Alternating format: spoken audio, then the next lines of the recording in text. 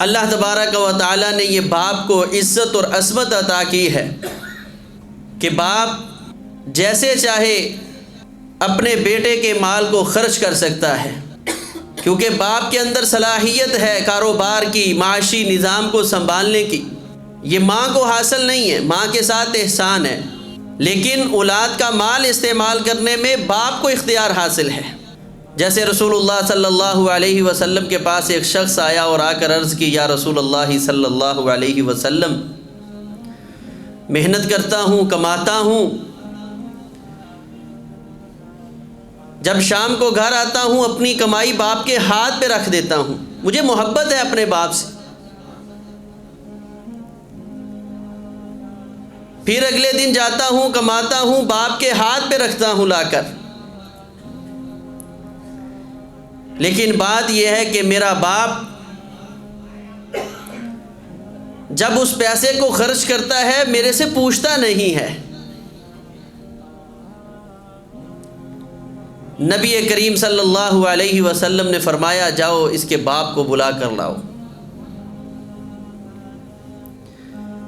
جب اس کے باپ کو بلایا گیا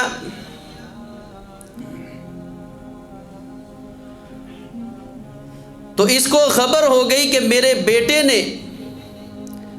میری شکایت جناب محمد رسول اللہ صلی اللہ علیہ وسلم کی مجلس میں لگا دی ہے۔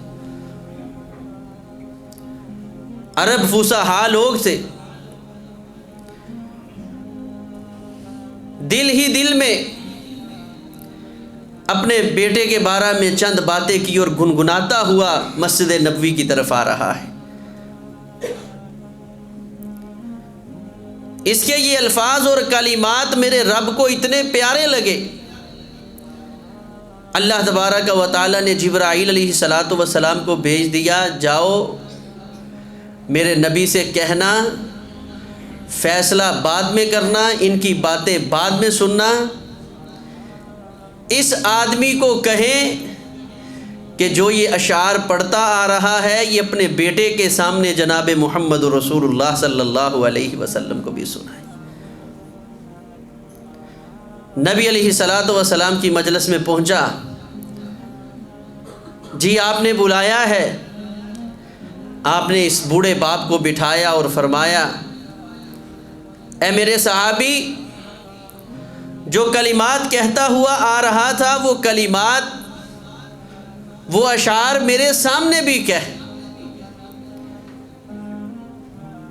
یہ چونک گیا اور کہنے لگا، یا رسول اللہ صلی اللہ علیہ وسلم، میں تو پہلے بھی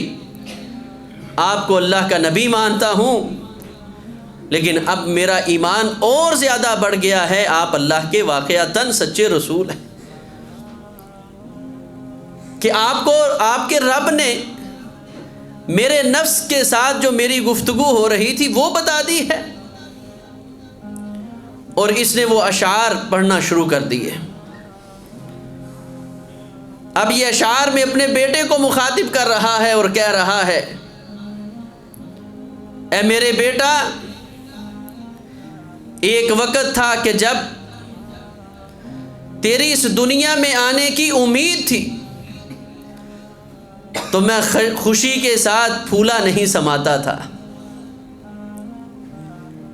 پھر تیرے اوپر بچپن آیا، اس بچپن میں تیری غمی خوشی کا خیال تیرے اظہار کے بغیر کیا کرتا تھا، پھر تیرا لڑکپن آیا، تیری ہر خواہش کو پورا کرنا یہ میرا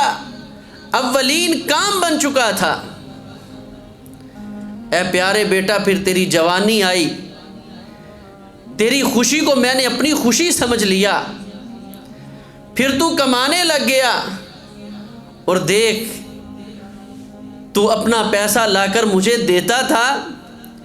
میں نے کبھی تیرا پیسہ ضائع نہیں کیا، جہاں ضرورت ہوتی وہاں لگاتا تھا، لیکن آج تو نے محبوب کائنات کی مجلس میں اپنے باپ کی شکایت لگا کے میرے دل کو بڑا دکھایا ہے۔ اللہ کے رسول صلی اللہ علیہ وسلم اس کی یہ بات سن کر رو دیے، آنسو بہا رہے،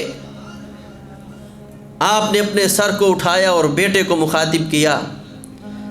فرمایا انت ومالک لابیک، فیصلہ کیا کروں، میرے رب کو تیرے باپ کا فیصلہ ہی پسند آ چکا ہے اور میں فیصلہ یہی دیتا ہوں، آج کے بعد تو بھی اور تیرا مال بھی یہ تیرے باپ کے لیے ہے، جیسے چاہے اس کو صرف کرتا جائے۔ یہی وجہ ہے فقہاء نے پھر اس حدیث سے یہ مسئلہ اخذ کیا کہ دنیا میں کوئی کسی کو قتل کرتا ہے تو اس کا قصاص اور دیت ہے، لیکن اگر باپ اپنے بیٹے کو قتل کر دے تو اس کی دنیا میں نہ قصاص ہے نہ دیت ہے، بیٹے پر ظلم ہوا ہے، یہ فیصلہ صرف اللہ کی مجلس میں ہو سکتا ہے۔ اتنا میرے رب نے یہ مقام باپ کو دیا ہے۔ آج چھوٹی چھوٹی باتوں پر باپ کے سامنے سینہ تان کے کھڑا ہونے والا، آقا کے اس فیصلے کو ذرا اپنے دل میں لے کر آئے، انت ومالک لابیک، تو اور تیرا مال یہ سارا کچھ تیرے باپ کا ہے، وہ جس طرح چاہے تیرے پہ تصرف کرے، تو اگر مومن اور مسلمان ہے تو تیرا حق کیا ہے، وَاخْفِضْ لَهُمَا جَنَاحَ الذُّلِّ مِنَ الرَّحْمَةِ، تیرے جو بازو ہیں، ہاتھ ہیں، آنکھ ہے، یہ اٹھے نہیں، اپنے باپ کے حکم کے سامنے سر تسلیم خم کرتا چلا جا۔